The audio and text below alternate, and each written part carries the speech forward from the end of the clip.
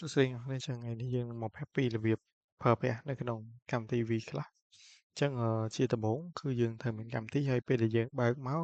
គឺវានឹងចេញបែបនេះប៉ុន្តែបើសិនអ្នកនរអស់នេះអត់ទាន់បានចុះឈ្មោះនៅក្នុងនឹងទេគឺអត់ទាន់អាចប្រើប្រាស់បានទេអញ្ចឹងជំហានទី1គឺយើងត្រូវទៅ register សិនអញ្ចឹងយើងចុចលើប៊ូតុង register នៅក្នុង website បន្តមកទៀតយើងអឺចូលមក user login ហើយ create account ដោយបំពេញ username email password និងកំប៉ុង password ហើយយើង create account ពេលដែលយើង create ហើយយើងនឹងមានប៊ូតុងសម្រាប់ការទិញតាមបានខែអញ្ចឹងឥឡូវដោយសារខ្ញុំបាន create ហើយខ្ញុំសូមធ្វើការ login account របស់ខ្ញុំមកទៅ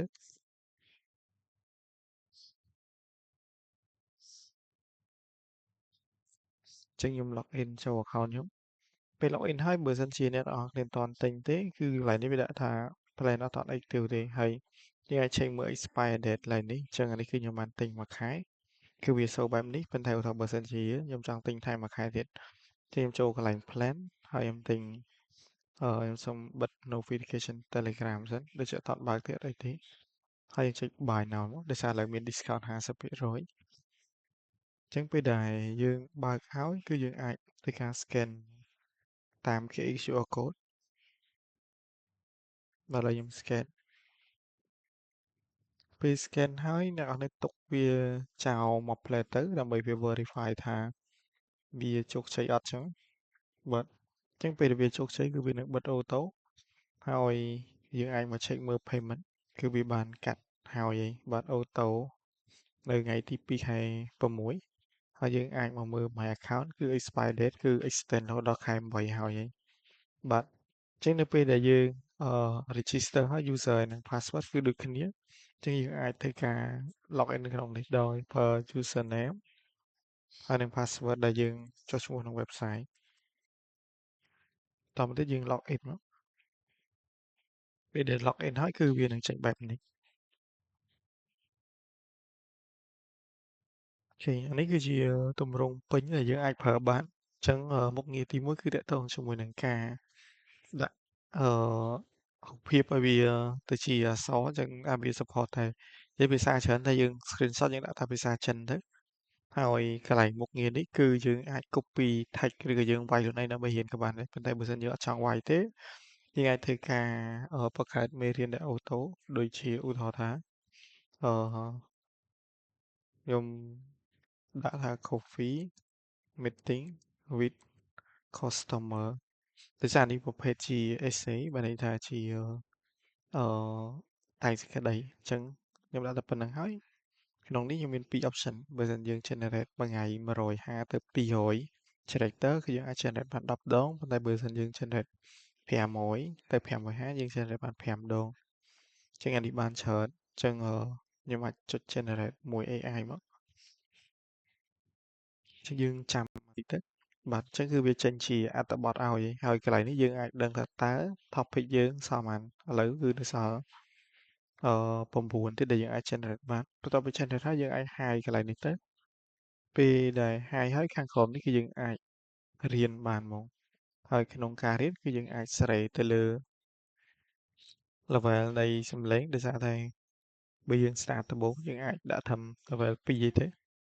បាទក៏ពិតកន្លែងនេះក៏យើងអាចដូរមកភាសាខ្មែរដែរអញ្ចឹងយើងអាចប្រើភាសាខ្មែរក៏បានដែរអញ្ចឹងបន្តមកទៀតគឺយើងអាចបិទភាសាខ្មែរចោលក៏បានបិទភាសាអង់គ្លេសក៏បានបិទ Pinyin ក៏បានអញ្ចឹងយើងអាចរៀនអានតាមនឹងបានអាហ្នឹងគឺល្អសម្រាប់អ្នកដែលរៀនអានត្បូងហើយបើសិនជាយើងគិតថាយើងអានអត់ទាន់ត្រូវទេយើងអាចចុចស្ដាប់与客户的咖啡会面。今天下午，我和一位重要客户在市中心的一家安静咖啡厅会面。អញ្ចឹងគឺបែបហ្នឹងហើយពាក្យខ្មែរគឺការបកប្រែអត់ទាន់ត្រូវ100%តែដោយសារភាគច្រើនគឺតាមបរិបទអញ្ចឹងអ្វីដែល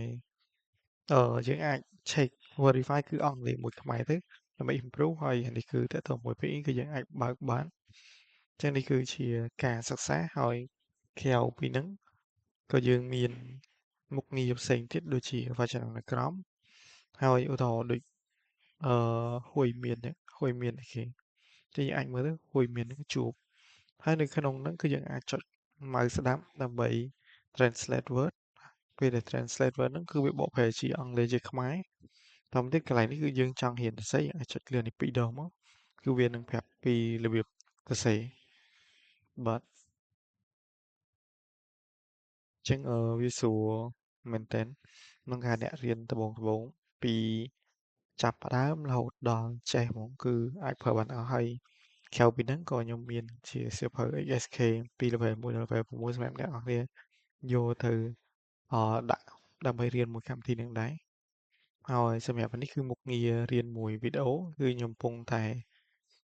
ដាក់តែឥឡូវអត់ទាន់ដើរទេអញ្ចឹងយើងនឹងអាប់ដេតបន្តទៀតហើយវីដេអូសំឡេងគឺសម្រាប់ម៉ាស៊ីនអ្នកនរដែលរៀនមាន CPU ឬក៏ GPU ធំអីប៉ុន្តែមិនបាច់ធំពេកក៏បានត្រឹម i3 RAM 8GB ដែរចឹងគឺយើងអាច download វីដេអូភាសាចិនហើយ upload មកចុច generate ដើម្បីបង្កើតជាមេរៀនរៀនបានដូចគ្នាមិនថារឿងខ្លីឬរឿងវែងយើងអាចរៀនបានទាំងអស់ចឹងណាចឹងអានេះគឺជាការប្រើប្រាស់ត្រួសត្រាសបើសិនអ្នកនរមានចម្ងល់អាចឆាតសួរបន្ថែមបានអរគុណ